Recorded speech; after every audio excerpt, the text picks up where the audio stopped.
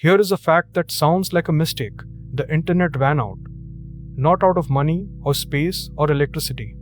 It ran out of addresses, the actual numbers that every device needs in order to exist online. It happened years ago, quietly, and yet everything kept working. That is the mystery I want to unpack. Every device on the internet needs an address, a unique number, so that data knows where to go, like a postal address for machines. When the internet was designed, the engineers chose a format that allowed for about 4 billion of these addresses. And back in the 1970s, 4 billion sounded not just sufficient, but comically, wildly more than anyone could ever need. 4.3 billion addresses. At the time, there were a few hundred computers on the entire network. 4 billion was, for all practical purposes, infinity. It was a number so large that worrying about it felt like worrying about running out of grains of sand. Nobody imagined a world where every person would carry several connected devices, where light bulbs and doorbells and cars would each want an address of their own. But that world arrived. Phones, laptops, tablets, smart televisions, watches, thermostats, billions of people, several devices each.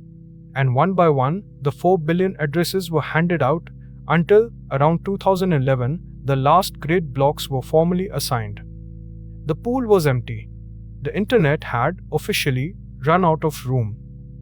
And yet, you are online right now. Nothing collapsed. No headline screamed that the internet was full, which is the genuinely interesting part. How does a network that ran out of addresses keep connecting billions of new devices every year? The answer is a mixture of clever, quiet tricks and one proper fix that the world has been strangely slow to adopt. The main trick is sharing. Your home has many devices, but to the outside internet, they usually hide behind a single shared address, your router. Inside, a private set of numbers. Outside, just the one public one.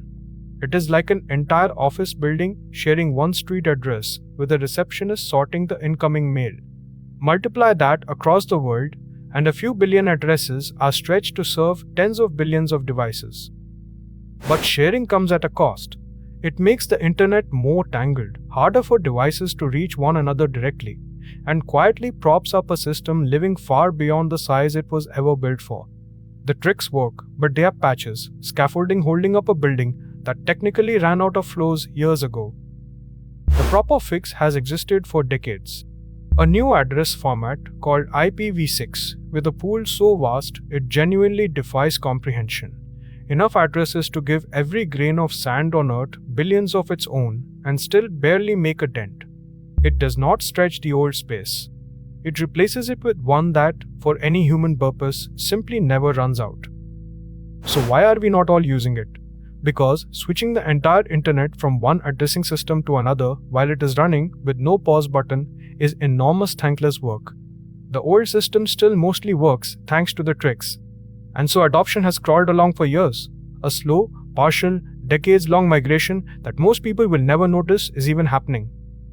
Sit with the strangeness of it. A number chosen in the 1970s, one that felt infinite, ran out in real life. We have spent over a decade papering over that with shared addresses and clever routing, while the real replacement, sitting ready the whole time, is adopted a little more each year.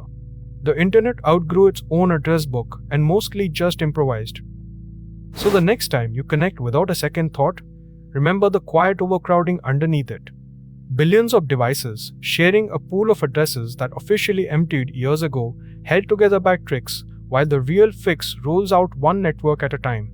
The internet ran out of room in 2011. It has been running on cleverness and borrowed space ever since, and most of us never once felt the walls close in.